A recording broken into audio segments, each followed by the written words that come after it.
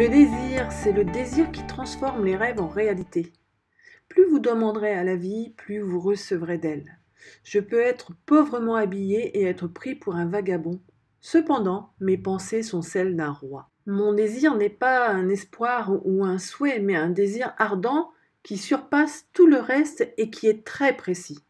Je réussirai à atteindre le but que je me suis choisi, parce que je le veux, de tout mon corps et de toute mon âme. Je me comporte d'ailleurs comme si j'étais et comme si j'avais, je suis. Je désire ce but plus que tout au monde et dans ce but, j'établis un plan. Pour être sûr d'aller de l'avant, je coupe les ponts derrière moi. Mon désir, d'abord obsession, devient un fait réel. Je sais exactement ce que je veux, je ne désire qu'une chose, je serai. Mon avenir dépend uniquement de la persuasion dont j'userai afin d'obtenir ce que je veux. Volontairement, je ne me ménage aucune porte de sortie. Je dois vaincre ou mourir. Tout le secret de ma réussite est là. Si je veux réussir, je dois brûler mes vaisseaux, me coupant ainsi toute retraite. Cette méthode engendrera chez moi un état d'esprit qui est la clé du succès. Tout être humain, à un moment donné, souhaite avoir de l'argent. Or, il ne suffit pas de souhaiter être riche pour le devenir, il faut le désirer jusqu'à l'obsession. Bâtir dans ce but un plan précis et s'y tenir avec persévérance de tout instant. 6 instructions qui transformeront mes désirs en or.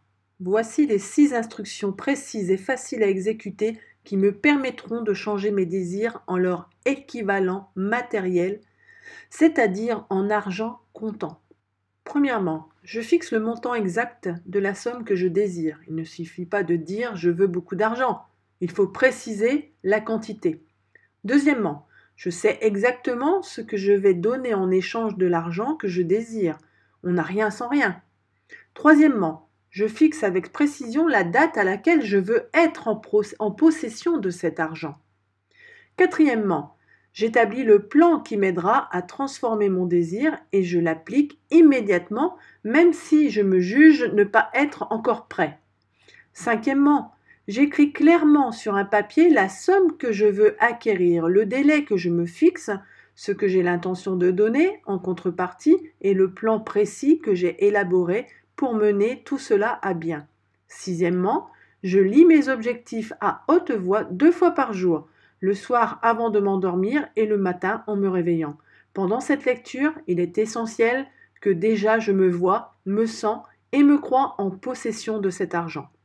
Il est important que j'applique à la lettre ces 6 principes et spécialement le 6e.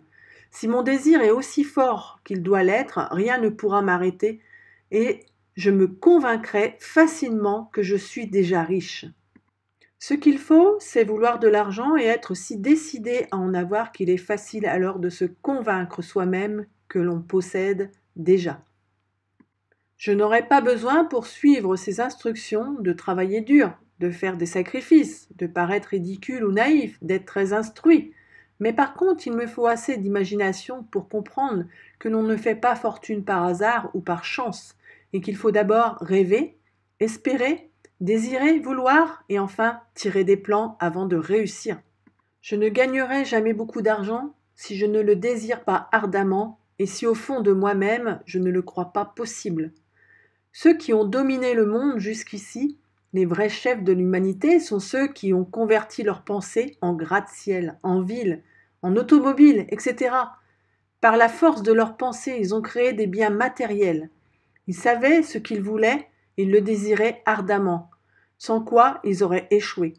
Aussi, j'ai décidé d'acquérir ma part de richesse, et je ne me laisserai pas influencer, même si l'on se moque de mes rêves. J'entreprends sans hésiter parce que mes désirs ne sont ni réprouvés par la loi ni par la morale. J'y crois et je persévère. Qu'importe ce que les autres diront si j'échoue. Ils ne savent pas que tout échec porte le germe de la réussite. Je ne suis pas un paresseux, je suis ambitieux et je réaliserai mes rêves. J'ai le désir ardent de m'imposer. Tous ceux qui ont réussi ont connu de nombreuses désillusions et des moments difficiles. Souvent des crises graves leur ont ouvert de nouveaux horizons et leur ont fait découvrir leur être véritable. Alors, à quoi bon m'inquiéter ? Il y a une différence entre vouloir une chose et être prêt à la recevoir. On ne peut être prêt pour quelque chose si on ne croit pas fermement pouvoir l'acquérir. L'espoir et la volonté ne suffisent pas, il faut encore la foi. N'oubliez pas qu'il ne faut pas plus d'efforts pour viser haut qu'il n'en faut pour accepter la misère et la pauvreté. Le désir rend possible l'impossible. Par un étrange et puissant processus de chimie mentale qu'elle ne nous a jamais dévoilé, Dame Nature a fait qu'un désir ardent abolit l'impossible et l'idée même de l'échec. Notre esprit n'a pour limite que celle que nous lui reconnaissons. Un texte sur le développement personnel écrit par Napoléon Hill. Je vous souhaite grand succès à tous.